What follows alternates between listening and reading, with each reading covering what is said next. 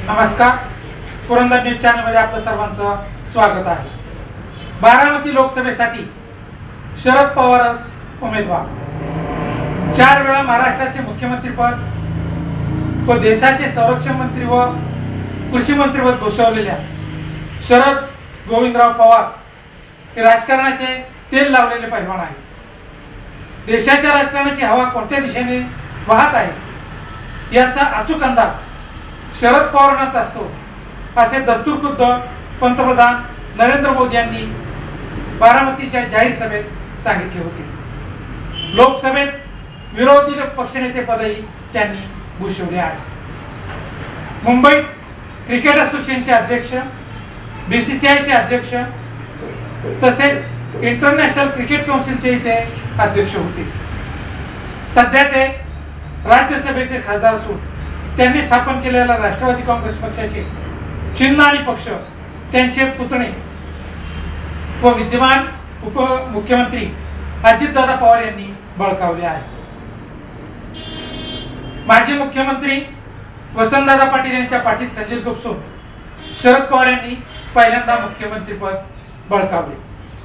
माजी मुख्यमंत्री विलासराव देशमुख यांचा विधानसभा निवडणुकीबरोबरच विधान परिषद निवडणुकीतही त्यांनी दारुण पराभव केला होता। भोरचे आमदार अनंतराव थोपटे हे मुख्यमंत्री पदाच्या शर्यतीत होते। काँग्रेस पक्षाच्या अध्यक्षा सोनिया गांधी यांची भोरमध्ये प्रचंड मोठी सभा झाली, परंतु त्या निवडणुकीत अनंतराव थोपटे यांचा दारुण पराभव करण्यात शरद पवारांचा मोठा हात होता। पुणे लोकसभेचे खासदार सुरेश कलमाडी शरद पवार यांच्यापासून बाजूला जाताच शरद पवार यांनी मराठा कार्ड वापरून विठ्ठल तुपे यांना लोकसभेवर पाठवून सुरेश कलमाडी यांना धमका दिला होता। संभाजीराव काकडे, शंकरराव बाजीराव पाटील यांना आलटून पालटून बारामती लोकसभा मतदारसंघातून निवडून आणले व त्यांना पाडूनही शरद पवारांनीच दाखवले।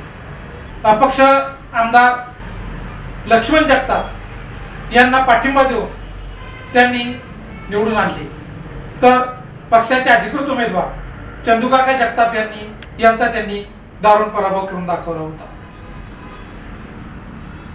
दौंडचे आमदार सुभाष अण्णा कुल यांना डावलून त्यांनी उषाताई जगदाळे यांना तिकीट दिले, परंतु निवडणुकीत सुभाष अण्णा कुल निवडून आल्यानंतर पुन्हा त्यांना बरोबर घेण्यात शरद पवार यांचा राजकीय यश संपादन केले होते। परंतु त्यानंतर मात्र राहुल कुल यांना तिकीट नाकारून शरद पवार यांनी राजकीय इतिहास घडवला आहे। राज्याबरोबरच पुणे जिल्ह्याच्या राजकारणातही शरद पवारांनी स्वतःचे वर्चस्व कायम ठेवण्यात यश मिळवले। पुणे जिल्हा शिक्षण मंडळाच्या सदस्यपदी मामासाहेब मोहोळ यांच्या मृत्यूनंतर अशोक मोहोळ यांची संस्थेने नियुक्ती केली। शंकरराव उरसाळ यांच्या मृत्यूनंतर सतीश उरसाळ यांना संस्थेने सभासद करून घेतले, परंतु शारदाबाई गोविंदराव पवार यांच्या मृत्यूनंतर संस्थेने शरद पवार यांना सभासद करून घेतले नाही। ही शरद पवार यांच्या मनात खंत कायम स्वरूपाची सतत राहिली होती। महाराष्ट्राच्या अनेक संस्थांनी त्यांना बोलावून सदस्याध्यक्षपद दिले होते, परंतु पुणे जिल्हा शिक्षण मंडळात मात्र रामकृष्ण मोरे यांनी हे जाणीवपूर्वक त्यांना बाजूला ठेवण्यात यश मिळवले होते। ही खंत त्यांनी त्यांच्या मृत्यूनंतर अशोक मोहोळ यांची खासदारकी व अशोक मोहोळ यांचे अध्यक्षपदही काढून घेऊन स्वतः त्या ठिकाणी सदस्य करून दाखवून यश मिळवले होते। अखिल भारतीय काँग्रेस कमिटीच्या अध्यक्षपदाच्या निवडणुकीत शरद पवार यांचा दारुण पराभव झाला होता, तसेच बीसीसीआयच्या निवडणुकीतही शरद पवार यांचा पराभव झाला होता। परदेशी जन्म घेतलेल्या व्यक्तीने भारताचे पंतप्रधान पद स्वीकारू नये अशा प्रकारचा आग्रह धरणाऱ्या शरद पवार यांनी निवडणुकीनंतर मात्र सोनिया गांधी यांना लेखी पाठिंबा व्यक्त केला व त्यानंतर त्यांच्या सरकारमध्ये सामील होऊन शरद पवारांनी राजकीय धक्का दिला होता। 2014 साली विधानसभेच्या निवडणुकीत भारतीय जनता पक्षाच्या विरोधात भूमिका घेतल्यानंतर निवडणुकीचे निकाल जाहीर होत असतानाच त्यांनी भारतीय जनता पक्षाला बाहेरून बिनशर्त पाठिंबा व्यक्त केला व शिवसेनेला अडचणीत आणले, शिवसेनेला कमकुवत केले। परंतु 2019च्या निवडणुकीत मात्र शिवसेनेलाच बरोबर घेऊन, काँग्रेसला बरोबर घेऊन राष्ट्रवादी काँग्रेस पक्षाने सत्ता स्थापन करून शरद पवार यांनी राजकीय इतिहास घडवला आहे। उद्धवजी ठाकरे मुख्यमंत्री असताना सभापती नाना पटोले यांनी सभापती पदाचा राजीनामा दिला। त्यानंतर भोरचे आमदार संग्राम थोपटे यांचे नाव काँग्रेसतर्फे सभापती पदासाठी आघाडीवर होते। संग्राम थोपटे सभापती होऊ नयेत म्हणून शरद पवार यांनी सभापतीची निवडणूकच लांबवली व त्यामुळेच अखेर उद्धव ठाकरे सरकार कोसळले। राष्ट्रवादी काँग्रेस पक्षाच्या अध्यक्षपदाचे राजीनामा नाट्य देखील त्यांचे चांगलेच रंगले। अध्यक्षपदाचा राजीनामा दिल्यानंतर त्यांनी आपल्या स्वतःच्या समर्थकांना राजीनामा मागे घेण्यासाठी आग्रह करण्याचा, उपोषण करण्याचा, गोंधळ करण्याचा सल्ला दिला व 2 दिवसानंतर पुन्हा राष्ट्रवादी काँग्रेस पक्षाचे अध्यक्षपद स्वीकारले। हे राजीनामा नाट्य घडल्यानंतरच खऱ्या अर्थानं अजित पवार त्यांच्यापासून दुरावले गेले। शरद पवार यांनी ज्यांच्या खांद्यावर हात ठेवला त्यांचे राजकीय वर्चस्व किंवा राजकीय अस्तित्व संपुष्टात येते अशा प्रकारची म्हणच महाराष्ट्रात प्रचलित झाली आहे। बारामती लोकसभा सुप्रिया सुळेंना सोडल्यानंतर स्वतःसाठी त्यांनी शिरूर लोकसभा मतदारसंघ निवडला। भारतीय जनता पक्षाचे आमदार बाबुराव पाचरणे यांच्या निवासस्थानी जाऊन त्यांनी चर्चा केली व त्यांना बरोबर घेऊन शिरूर लोकसभा मतदारसंघाचा दौरा केला, परंतु पराभव होण्याचे लक्षात येताच त्यांनी माढा मतदारसंघ गाठला व त्या ठिकाणी राजकीय तडजोडी करून ते लोकसभेवर गेले।